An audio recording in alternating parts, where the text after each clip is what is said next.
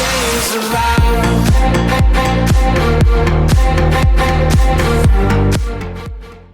Hello and welcome to the Tottenham America channel. Today we'll be reacting to Tottenham Hotspur's first game of 2023 as they continued the going behind first motive of 2022 and carried it into the new year as 2 goals from Aston Villa did the damage, and Tottenham's hopes for getting the top 4 early on in the season continued to spiral into a downfall. Both goals came in the second half. In the 50th minute, Buendia, the Argentine, opened the scoring for Aston Villa and gave them the lead. Douglas Luiz took a long-range shot, which Lloris blundered and spilt it, which Watkins was the first to react to, who pulled it back for Buendia, who had an easy finish. And it's a huge mistake from Hugo Lloris, and I think his age is definitely catching up on him. 73 minutes in, and it got worse for Tottenham. Douglas Luiz scored after taking that long shot to cause the Lloris blunder for the first goal. Kamara dispossessed Kane and played a ball to Luiz, who played a 1-2 with McGinn. Sessegnon lost his man, and Douglas Luiz darted into the box, picked up the pass from McGinn, and scored past Lloris. Easy finish. And really, that summed up the match. Tottenham absolutely shambolic today.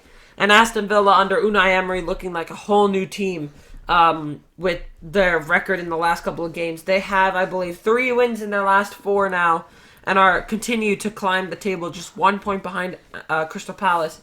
Aston Villa sit in 12th. This was a game that Tottenham needed to win. We really needed to win this game, just like you said. Manchester United are now above us, and I believe they also have a game in hand over us now, and they're still 2 points ahead of us. We also have Liverpool on our tail. Which means if they win, we go into 6th place. We also have Fulham on our tail. 5 points behind maybe us, only, yeah. I think they're only 4 points behind us, or 5. They're 5 points behind us. But still, this means that if Liverpool win, and they play Brentford tomorrow at 12:30, if they win that match, then that means that Tottenham are going into 6th.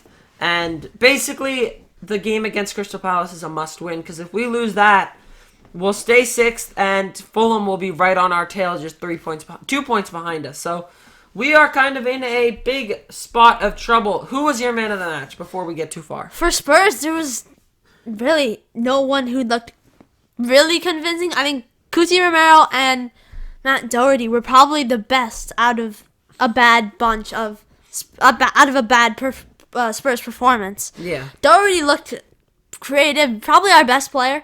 Cuti, little reckless at times with his tackling, but he won the ball back many times. Yeah. So it's like that we're falling into the same pattern that we've seen under the last 5 managers. Under Pochettino, we had our whole 4 years of greatness.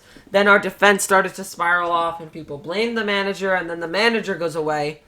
Then we hire Jose, and Jose has his little run of form. Then the players that haven't been invested in since 2014 start to fall off again, and instead of Enoch and Daniel Levy giving us money and investing in the squad, the blame gets put on the manager, and the manager's sacked again, and Jose goes.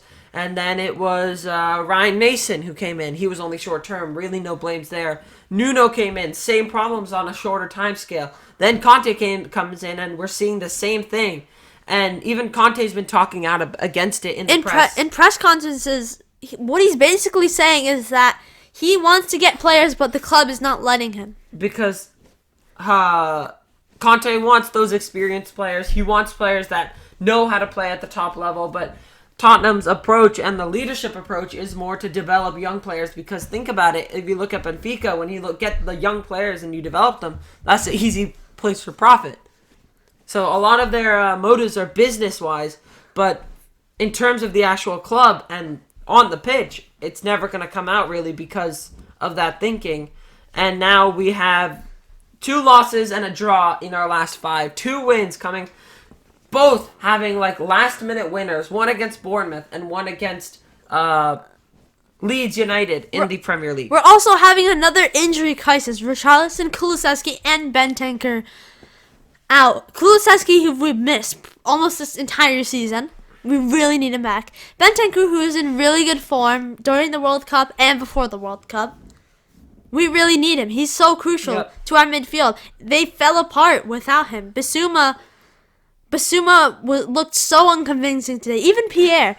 Højbjerg needs Bentancur. They're like brothers. They need to be together. They're the best pair in midfield we've had in a long, long time. Yeah.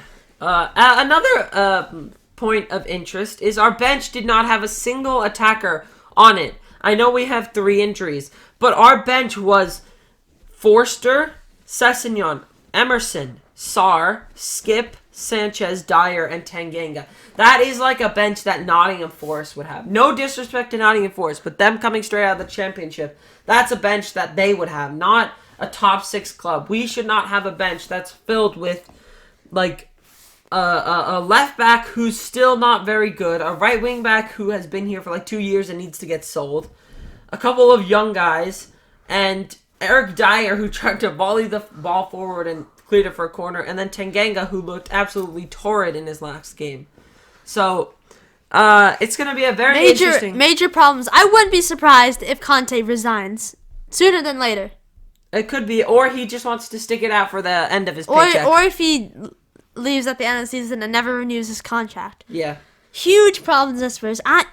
Normally we have solutions to problems. This time there are almost no solutions. It's just money. We need more money. But, like, Conte, I feel like he's partly to blame because of the mentality, but the thing is, his work, it's proven to work because he's won trophies. I have to say, Jose Mourinho, if he had the right backing, he would have still been here. Yeah, he would have still been here. Yeah, when he was in charge, I felt like he was the right man for Tottenham. If he didn't get Joe Rodon as his big defender move that same window that we got Pierre Højbjerg, things would have been a lot different.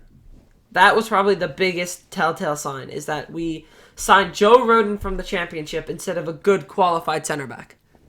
Because if we signed a good center back, I think we were through. But none of that happened, and I think that's where we really fell. And then, of course, Steven Bergwijn hitting the post twice against Liverpool. That started our downfall that season. Otherwise, we were first. We were doing great. But that's it for our instant reactions to Tottenham Hotspur's loss to Aston Villa. Let's see where this club goes from here, how far we make it with Antonio Conte at the helm. Let us know your reactions by commenting below. If you enjoyed the video, make sure you like and subscribe for more Spurs content. And until next time, come on, you Spurs!